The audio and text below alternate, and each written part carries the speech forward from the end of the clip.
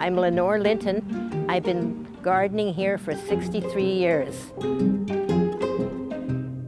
I noticed this year that plants seem to be growing faster than usual. Have you found that too? Yeah, because number one, we had the heat so early. Some that get less sun, don't grow as quickly, One of the simplest things that people can do to help keep their garden thriving is watering, but I understand there's a bit of a technique to it. Well, to me, the water has to go down where the plants are, the roots on the soil, not up in the air. And if you use a sprinkler that goes up like this, it gets the leaves and everything. And the best time to water is in the early morning or the evening, so the water doesn't evaporate.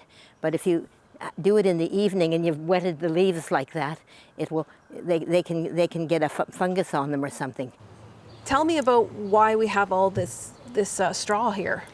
So it keeps the moisture down under the ground, and it protects the tomatoes. When you go underneath it, it's usually much more damper underneath there.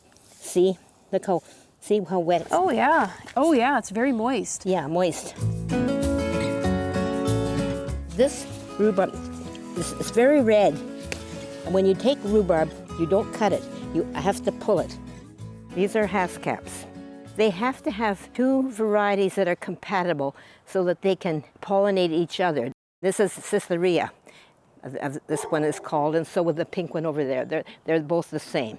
And they're peonies that don't have to be staked. Ones I used to have, they were doubles, and when it rained, what my daughter called the peony rains came like last Sunday, they were down with their heads in the mud. You had things around them to keep them up, and these are the ones that don't have to be staked. A peony can live longer than some trees that you could plant. Peonies don't like being transplanted. Well, they don't, no. And if you transplant them at the wrong time of the year, that's wrong. It's better in the fall. They don't like to be planted too deeply. And if they're planted too deeply, they won't bloom either.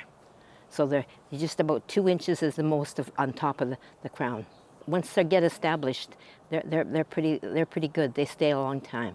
Even though Lenore Linton is an experienced gardener, she says she's made her share of mistakes over the years, including planting things that thrive a little too much. I've planted a couple of invasive plants. One of them was Bishop Scoutweed, and it looked quite nice, because it was better than mud. It had flowers on it. It went to seed, and then it gradually changed to just dark green and keeps on going like crazy. You can't move it. Shannalee Vidal, CBC News, Winnipeg.